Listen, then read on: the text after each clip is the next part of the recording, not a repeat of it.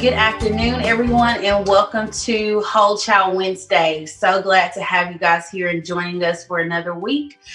This week, we're kicking off Mental Health Awareness Month. So we're going to talk about that a little bit more in a second. I do want to invite you to share this video. Also, if you have questions, leave for us in the comment section. All right, I'm going to turn it over to you, Patricia. All right. Thank you so much, Janelle. It's great to be on today, as we have been on the last couple of weeks, and just to have some time with our community and hopefully the 45,000 students out there in our community and our families. We do have a special guest here with us today. It's Miss Tracy Cunningham, and I'm going to ask Miss Tracy to talk a little bit about what she does and a little bit about what she loves to do. So, Tracy. Wonderful. Thank you, Patricia. My name is Tracy Cunningham. I am the Director of Operations at Onpoint. And Onpoint is a youth development organization that serves Hamilton County. And we work with middle school students, with high school students. I'm sure you have seen some of our educators on YouTube right now talking to you guys about health. So I am really excited to be here today. Thank you. Excellent. Thank you so much for being here with us today. So one of our topics today, or actually our main topic today, will be centered around mental health. And often people will ask, what is mental health? You know, I hear it all the time. How do I actually define that? And I think probably one of the easiest ways for me to share or to define mental health with someone else is to kind of compare it to physical health. So when we think about our physical health, we think about what are some of the things that we do to keep our body healthy. We exercise, we eat healthy foods, we rest. So on the flip side of that, or opposite of that, what are the things that we're doing to keep our mind healthy? So those will be some of the things that we will discuss today. What do we do? I don't know if I've ever heard anyone say that I'm going to go and have a checkup on my mind. But that's something that we should probably practice a little bit more often, because our mind, it functions just as our physical body does, and we have to do things to keep it healthy. So we'll talk about mental health today, and we'll share some strategies for our families and for our students to make sure that they are keeping themselves healthy. In addition to that, we do also have a challenge, and I'm going to ask you all to kind of share in this conversation with me.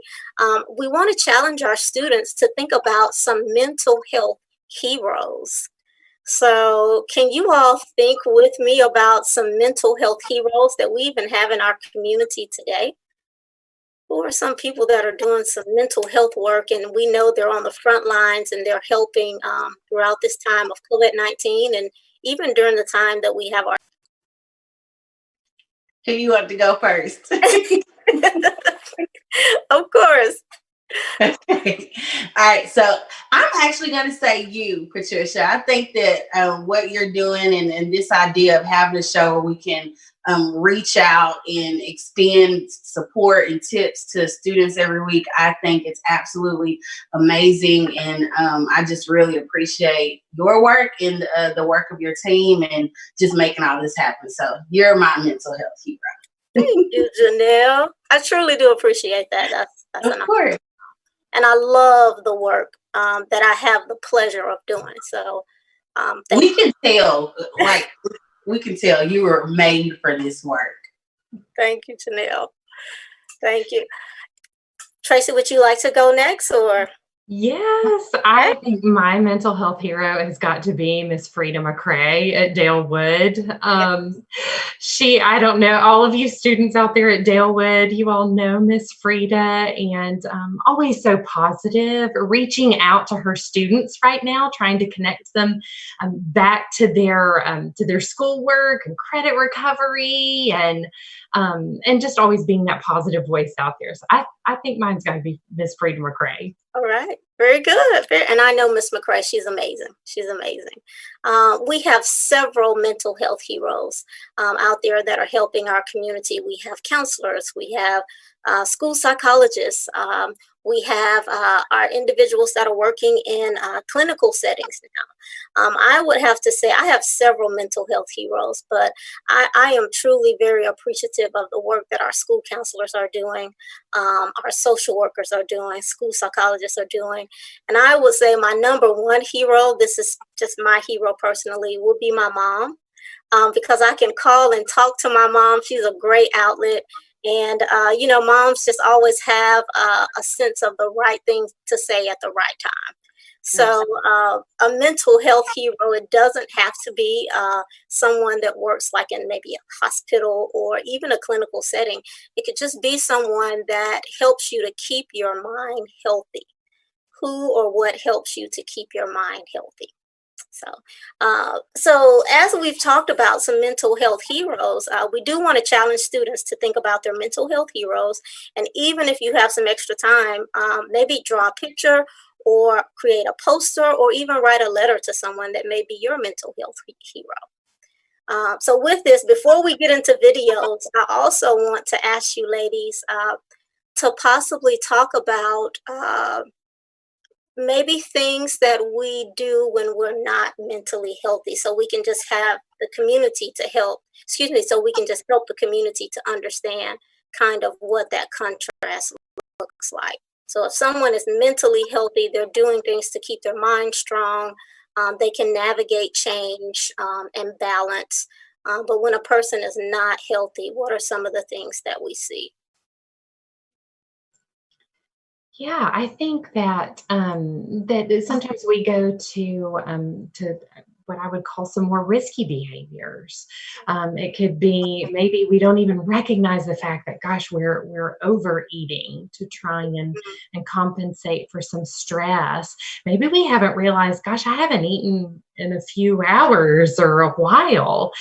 Just recognizing, being really aware of our own self, our own body, and practicing good self-care sometimes just takes a little bit of extra attention.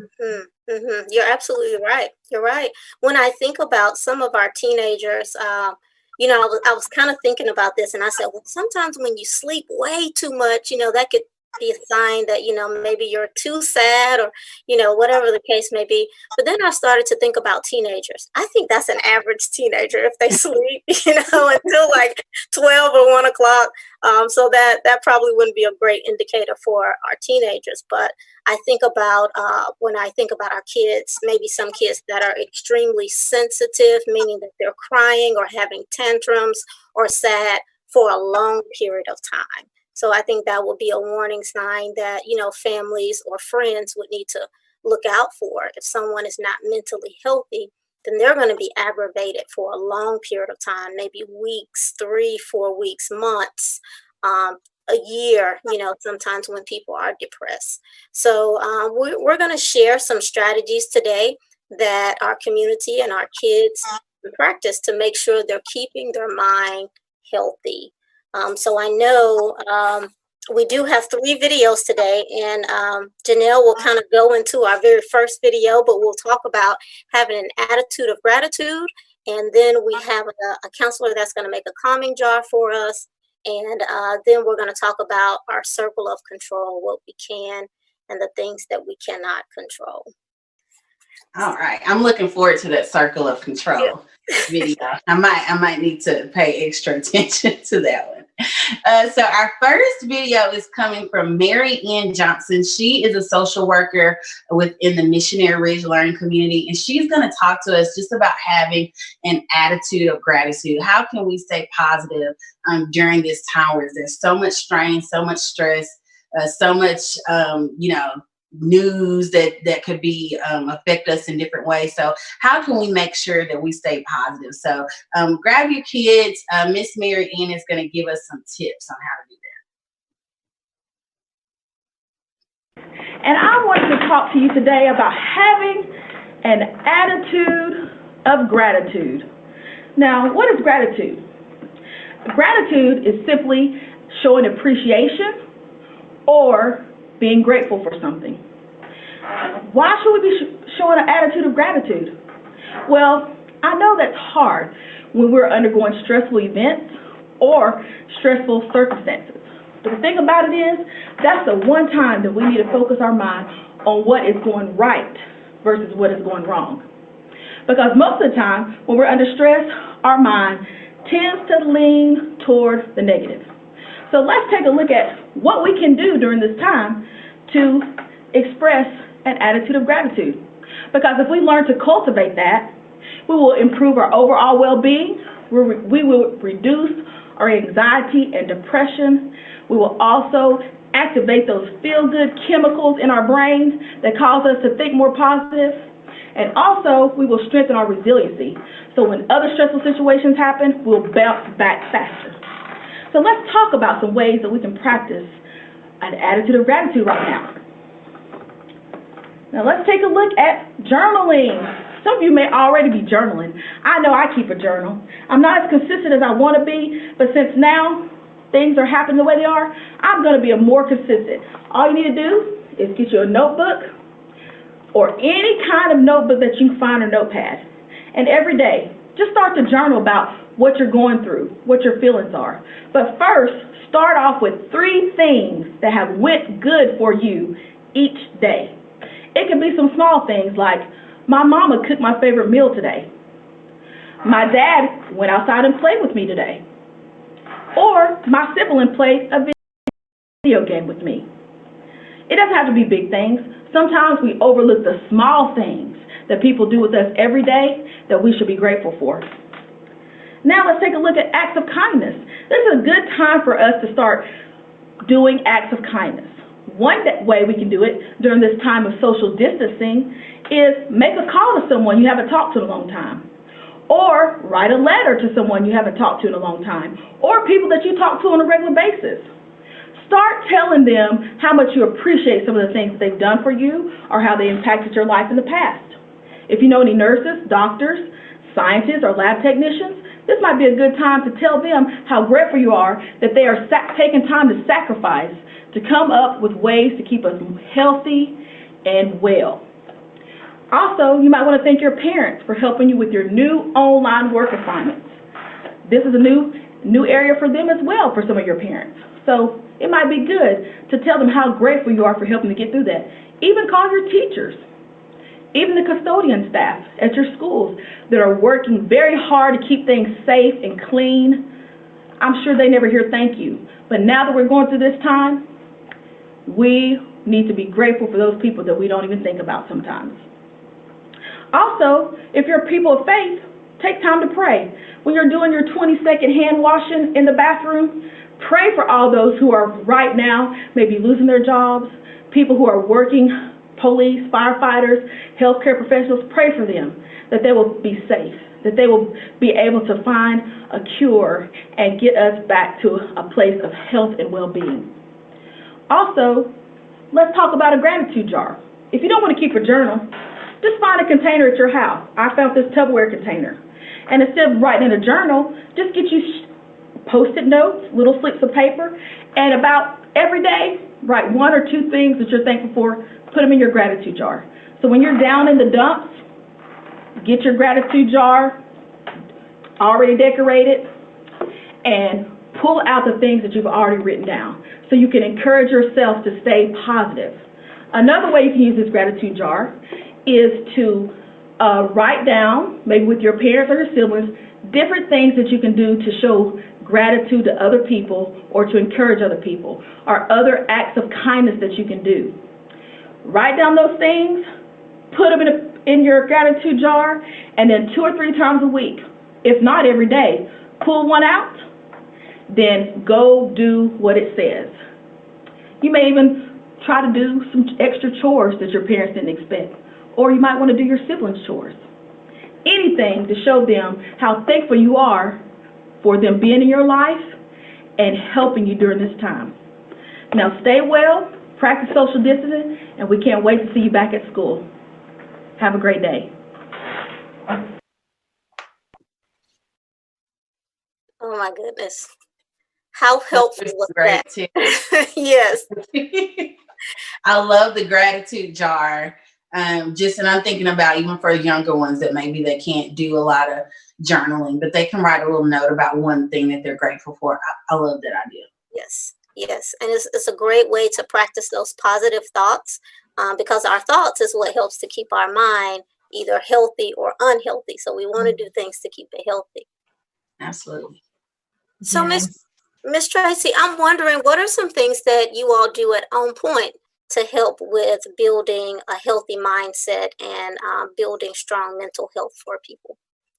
Yes, so it actually relates really to the next video. We really have a lot of work on emotions. So recognizing the emotions that we're feeling, where are we feeling them in our bodies? Because the mind and body connection is very strong. So where are you feeling those emotions inside of your body? What are your thoughts that surround that particular emotion? And then maybe even questioning the beliefs behind those thoughts. Like, do we have correct beliefs? Do we have faulty beliefs? Just starting to get really curious about what it is we believe, how it affects our thoughts, how it affects our emotions, and then ultimately how it affects how we behave in our communities and in our families. So really kind of tapping in even further to the intelligence of emotions. Yes. Yes. That's so good. That just ties right into our social emotional development that, we hope to move forward through what we're doing today. And I'll share this quick piece because when she mentioned just being aware of your emotions, so I took an emotional intelligence test, and I've taken it a couple of times, and I always come back with a low score of self awareness. So I am working on being aware of my feelings and checking in with myself. But I know a lot of that just kind of comes from serving others. So my goal is I often prioritize others and don't always check in with myself to see if I'm tired or, making sure that I kind of take care of my own emotions. So I am working on that. I'm working on it. We're gonna hold you to it. We're gonna hold you to it. All right, so our next video. Yes, and this one I think is so special to me. So Markley Anderson is a school counselor at Brown Academy, and he's going to talk about creating a calming jar. And he also brings in the idea about adding kind of some soothing, calming breath along with this. And as a person who meditates every day for good mental health, this one is really, I think, important to me. So I'm excited to share this one. Excellent.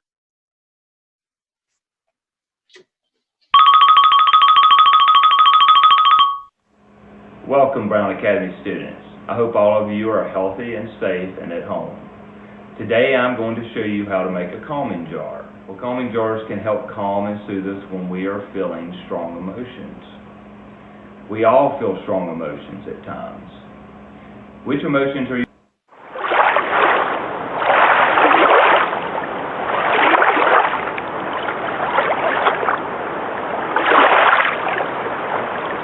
The materials needed for today's project of the calming jar will be glitter.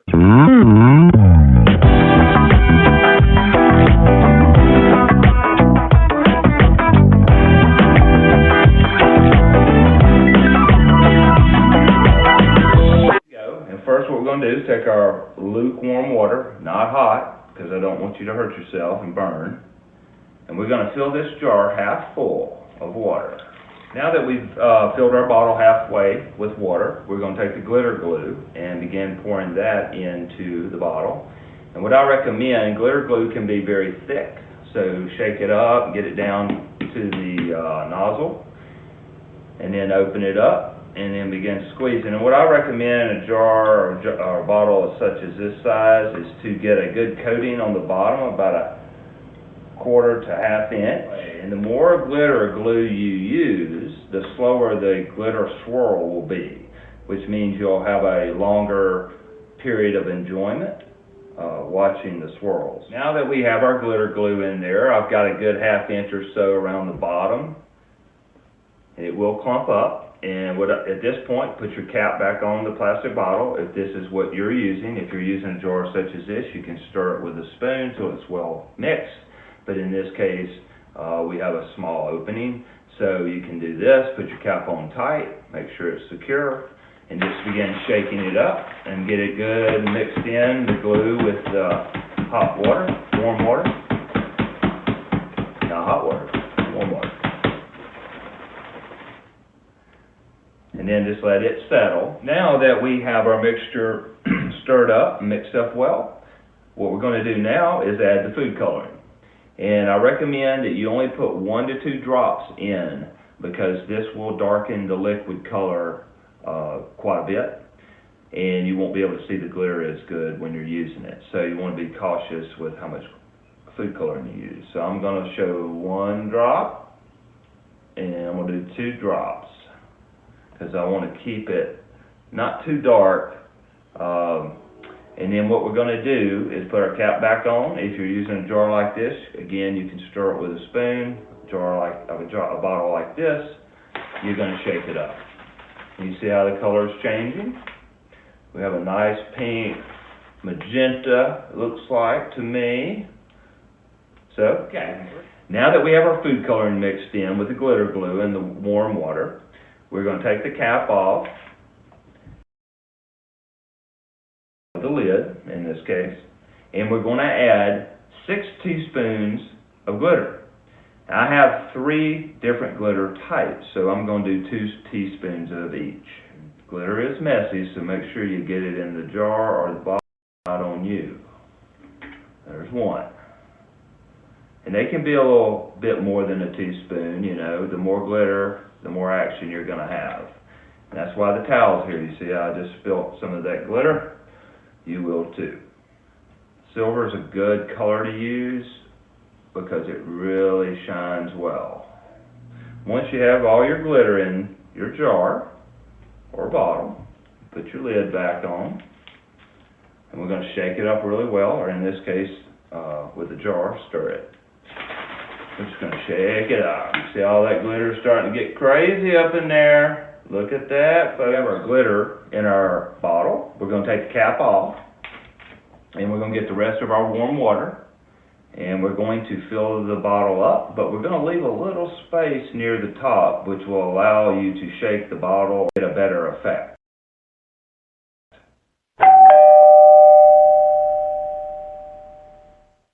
And real good.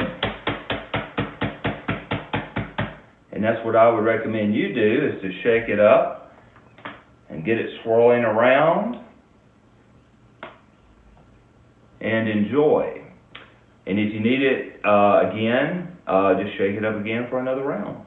And congratulations on making your very own calming jar. I just wanted to add a few more notes to this project. If you use a larger jar or bottle, you'll need to add more glitter glue and glitter to adjust for the size difference in order to have the same swirling effect. I recommend that you also check out my Google Classroom lesson on deep breathing.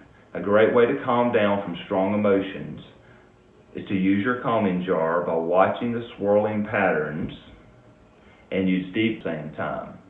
I hope you enjoy this activity and find it useful. Take care and be safe. Mr. A out.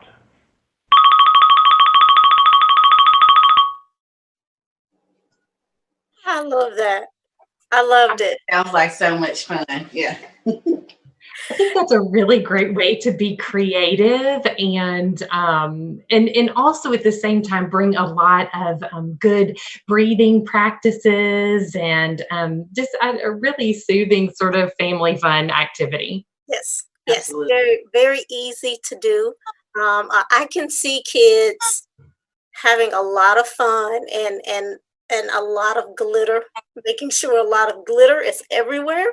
And I can kind of see parents kind of, but it's definitely very mentally healthy and fun for kids. All right, for kids, make sure you get that part. But I love that Markley, Mr. Anderson was absolutely correct. You know, you take those deep breaths and you watch something that helps you to calm down, and that's always extremely, extremely helpful and healthy. That's a positive way to soothe. As I watched that, I was also thinking of um, other things that could be similar to those things that maybe you could do at home. So I was thinking of, I know they have an app now called Calm. Are you all aware of that app, Calm? And it plays soothing Yeah, I've heard of it. sounds, and you have the water going in the background. So that's just another, resource that can be used to help others stay calm. And then something simple, I don't know if most people think about, but on Pandora, if you have any kind of music app, you could always put it on maybe sounds of nature or sounds of the ocean. So sometimes that's a really good way for me to fall asleep. So Hey, your Jordan does the exact same thing. She has Alexa, and every night it's Alexa, play ocean sounds, and that's how yes, she calms herself down. So that's perfect. good. She's so smart. She is so smart. And I think you should allow her to make a calming jar. I think, you know what? We're going to my mom's house, and that's a perfect project for this. Her mom is a therapist, so she will understand. She'll Yeah. make it happen. All right. So our next video is another just great strategy for making sure that you keep yourself mentally healthy. Is entitled Circle of Control. And with Circle of Control, we talk about understanding the things that we have control of and the things that we have absolutely no way of controlling. Because sometimes we invest a lot of time worrying about the things that we cannot control, and that's not mentally healthy. So we have Miss Mary Catherine Fries. She's a social worker. I know one of her schools is Spring Creek Elementary School, and she's going to talk to us about a circle of control.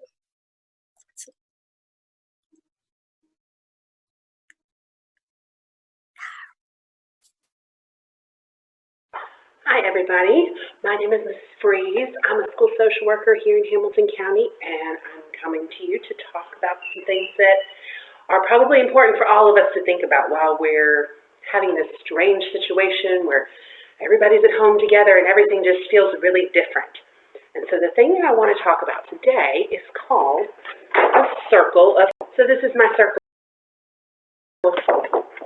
And in the inside of my circle are things that I can control,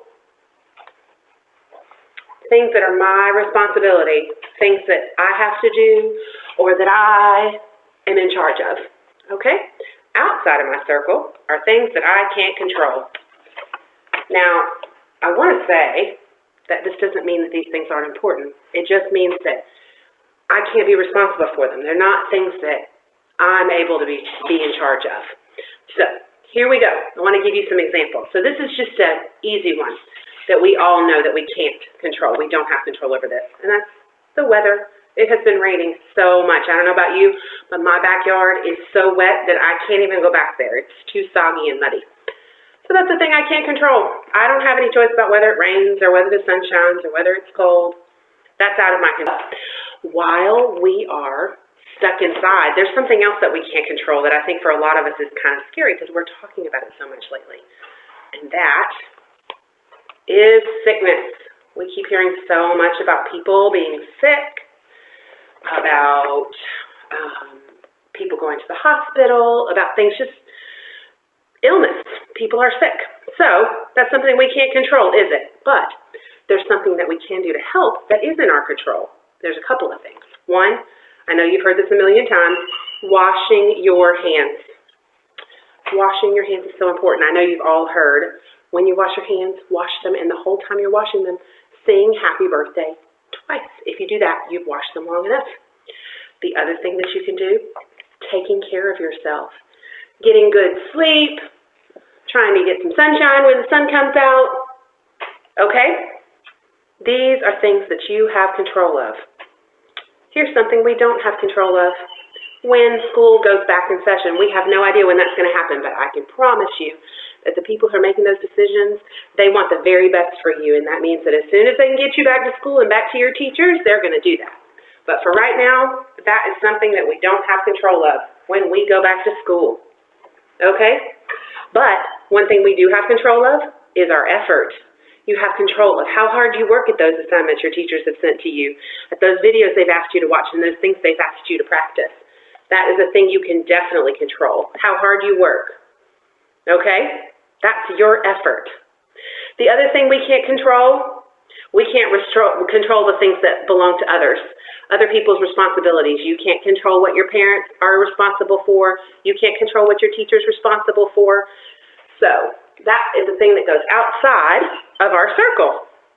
But we have responsibilities, don't we? They're in our circle. Chores to do at home, brushing our own teeth, making our own bed, even your homework that we just talked about, those things are your responsibility. So that goes where? Inside your circle. Okay? Another thing that goes inside your circle, this is a big one, asking for help. You have got older brothers and sisters maybe your mom and dad, maybe your grandparents, maybe your aunts and uncles who can help you with that homework, but you know who else can help? Your teacher. Make sure you're staying in touch with them, okay?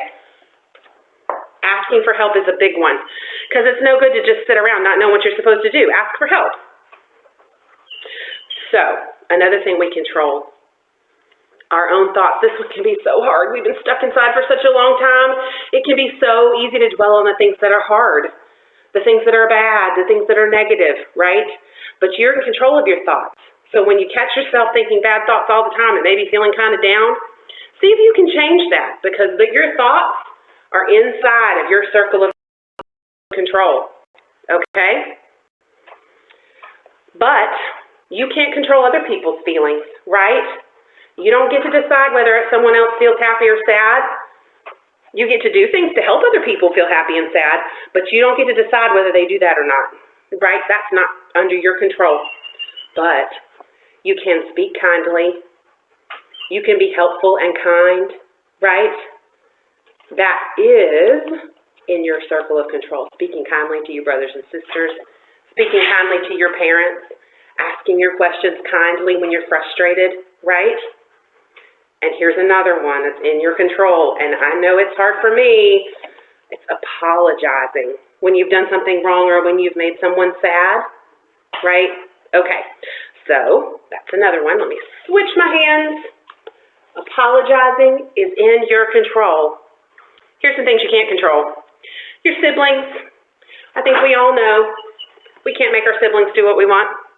They're not in your control. You can't control mom and dad. Your parents are not in your control. You can't control how other people act. Those things are not in your control. Okay? But here's the very biggest one I want you to remember that is in your control, that you get to decide every time, all the time. And that is your attitude. The better your attitude is, the better time you're going to have. The easier things are going to be for you, and the more you're going to be in a good mood, and the people around you are going to be in a good mood. And these are the big things I want you to be thinking about. What's in your control and what's not in your control. So sometimes if things are feeling out of control, if things are feeling so different, because everything's different right now, I want you to think about this. Think about what you can control and what you can't control, because focusing on things we can't control won't get us anywhere, right? We're thinking about you, and we miss all of you, and we can't wait to see you again, hopefully soon.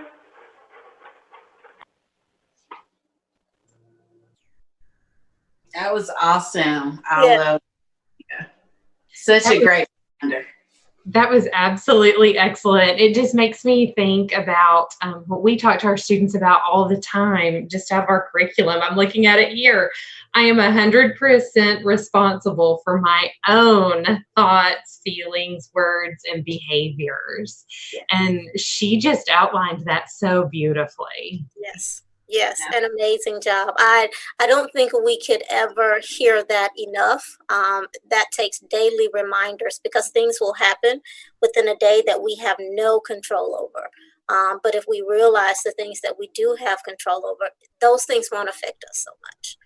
So I love that. And, like I said, I think that's something we can play over and over again because it takes those daily reminders to help us stay mentally healthy.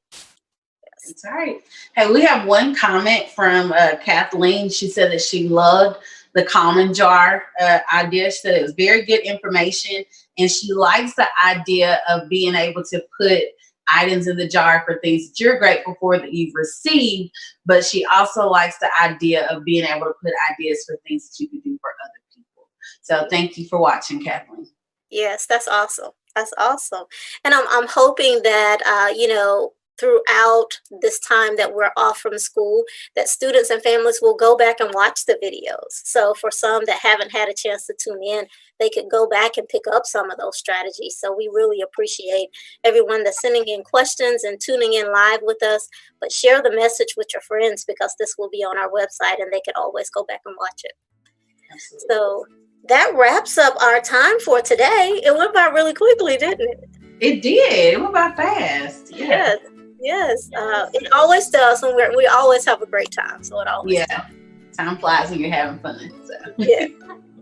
But I want to say thank you to Ms. Tracy for joining us today and sharing information about Onpoint, as well as talking with us about mental health as we celebrate Mental Health Awareness Month. Thank you so much for having me. This was wonderful. Absolutely. And then to our fabulous crew, Janelle, we get to work with one of the best teams in the world. So we always thank them for making sure that this happens. So we have many people working behind the scenes. So thank you so much to our team. But we'll let Janelle talk to us about any updates and close us out. So one big important thing I forgot to mention at the start of the show is Teacher Appreciation Week. So thank you, teachers, for all that you're doing. I personally want to thank Ms. Edwards at Wallace A. Smith Elementary. She is so awesome. She does Zoom calls with her students and is just constantly checking in on us. So I really, really, really appreciate her and all the other teachers across our district. I do want to remind you guys that we do have hcde.org/family support resources up. And there you can find links to all the community resources, food pickup, food delivery that we have available across the district. You can also visit hcde.org, like Patricia said, to revisit some of the videos from past weeks. And we've had awesome teachers and counselors and social workers to create some great content that's just good for us to share with our students. So make sure you check that out. Thank you guys for tuning in, and we look forward to seeing you next week. Thank you.